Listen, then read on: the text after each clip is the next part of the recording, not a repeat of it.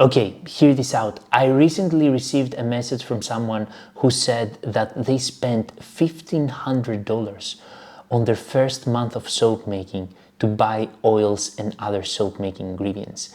And I found that so expensive to start with. So today I'm gonna show you the 3 mistakes beginners make when starting out soap making that really leads to money wasting. And I'm not talking about equipment here. The equipment is a different cost. I'm talking about ingredient cost.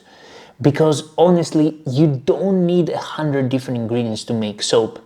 And when you're a beginner, you go online and you see many different essential oils. You see many different oils and butters, and you feel like, I have to try all of this. Trust me, you don't.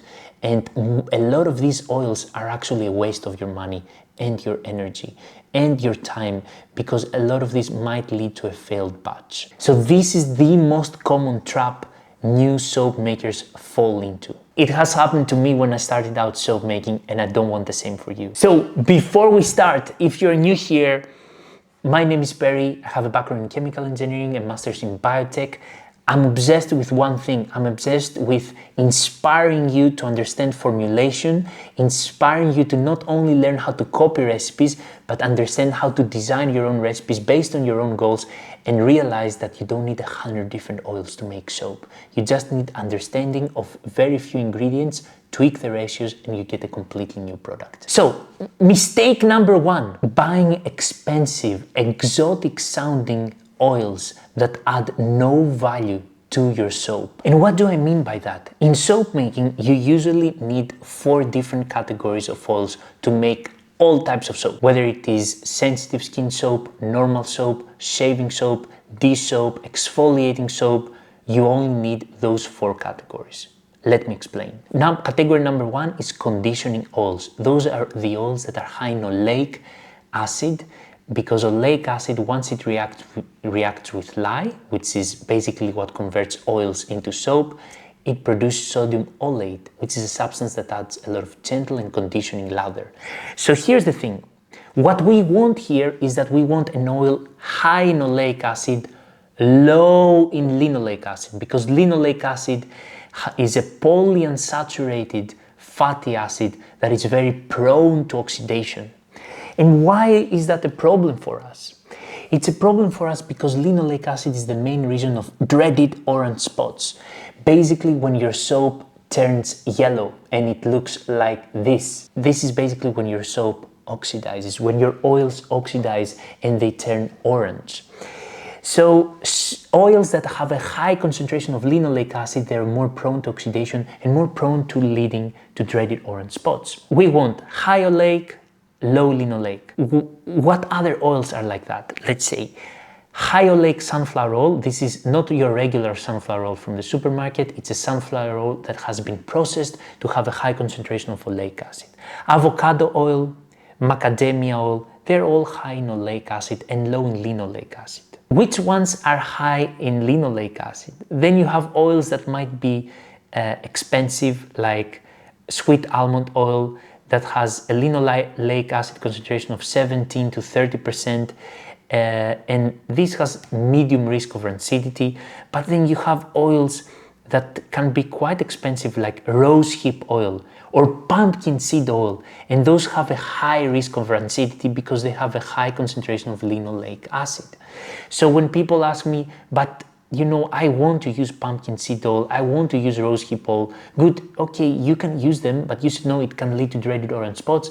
And if you plan to use them anyway, just use the maximum 10% concentration, not more. By the way, if you want access to this soap making tool called the Soap Hub, alongside with 20 video courses and access to a private soap making community, then this June 24th, I'm turning 31 years old, and this is basically the offer of the year because I'm offering 31% off to my video course and Soap Hub access and community access for that day. And in order to claim this offer, remember to sign up to the waitlist, which is in the description below. And this is exactly what I wish I had when I was starting out soap making. Good, okay, then you will ask me, then that's perfect. I will only use olive oil, high oleic sunflower oil, avocado oil, and macadamia oil, because those are oils that actually have high oleic and low linoleic acid concentration. And I will say, wait. Avocado oil and macadamia oil, they're literally 2 to 3 times more expensive than olive oil, at least here in Europe where I live. So you better think that again, because, and then you will ask me, but Perry, avocado oil and macadamia oil, they're so exotic and they're full of vitamins, full of antioxidants, vitamin E, vitamin A, vitamin K. I want this in my soap. To that I will tell you, soap making happens in a high pH environment, in an environment where you have high pH and high temperature, very alkaline environment. In this high alkaline environment, all of these sensitive compounds like vitamins that are very pH and temperature sensitive, they get degraded. So you don't really get any of these vitamins in the end. They are all degraded. What you get is just basically something that is exactly the same as olive oil, but costs 3 times more.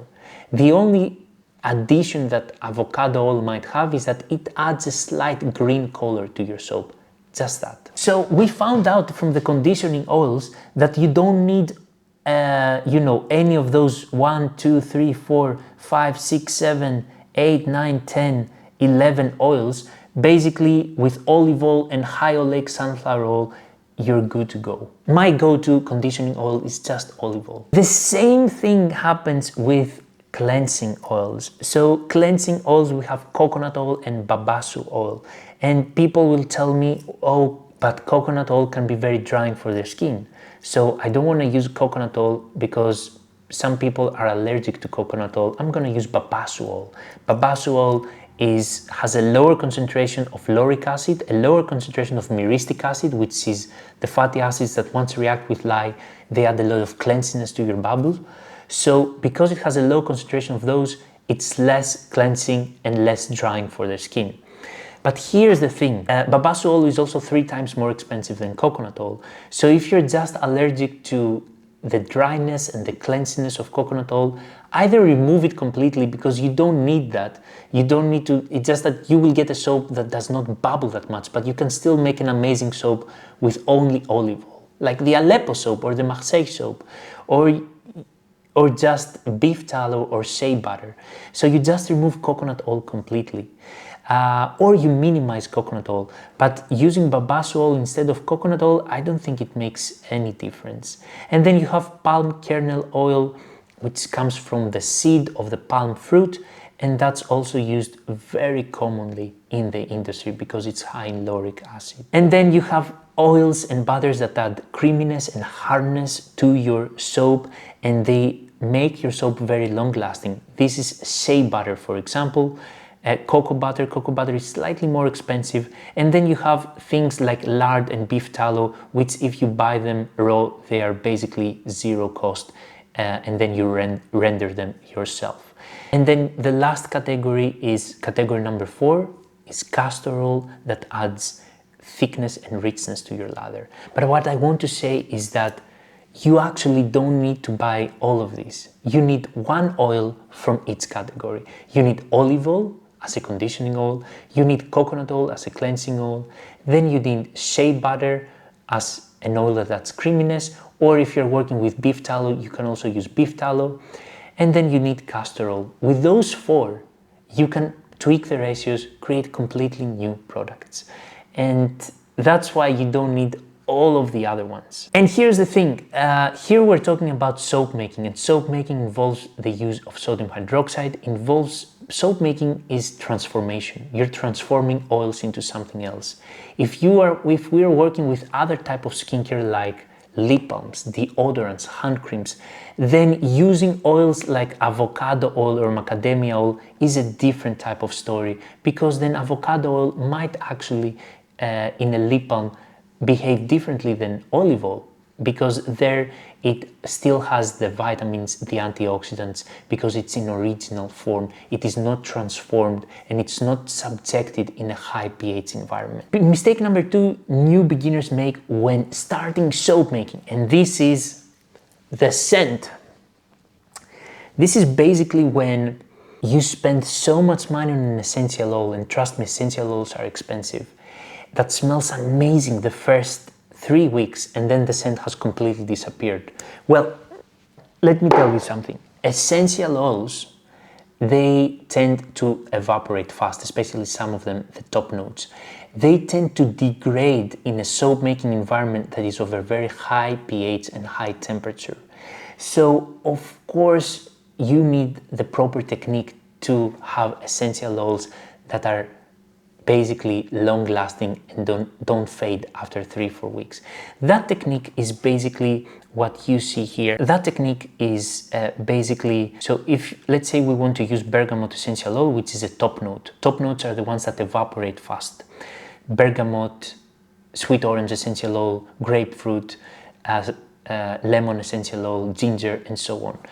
If I use 100% bergamot in my recipe, it will tell me your blend is not good. You have to adjust that. You have to add a base note, which is an oil of an essential oil of high molecular weight, and it will make everything long lasting, including your bergamot. And then you adjust that, for example, to 30%, and then as a third ingredient you add something else like lavender, which is an amazing blender, and it will complete your whole essential oil blend. So this is how you design essential oils. You design them by incorporating a base note, a note of a high molecular weight like vanilla, patchouli, sandalwood, vetiver, that will make everything more long lasting. Of course, if you use too much of a base note, you might drag everything down and dominate all of the other scents with your base note, which is not optimal. And the third mistakes beginners make that cause wasting money. They are experimenting with large batches. When you make a soap batch for the first time and you don't know how it will behave, you've never used a specific butter that might accelerate trace. And if you're new here, trace acceleration is when you make soap and it thickens so fast, it solidifies so fast that it turns into soap inside the bowl and you don't have time to pour it into the mold, and it's a very unpleasant thing to happen. And yeah, so this can happen with certain essential oils, certain butters, certain additives. So when you're experimenting with something completely new, it's always good to actually work with small batches. Let's say 500 grams of total oil concentration, or even 250 grams, but don't go ahead and make 2 kilos of soap of something completely new, because if it fails, you have something that is completely wasted. And remember to sign up to the wait list for the 31% off discount to have access to Soap Hub and to 20 video courses that will completely transform your soap making from overwhelmed beginner to confident soap maker. So these are the 3 things that I wish I knew when I was starting out. I hope this video could add some value to you today, and as always, I'll see you guys next time.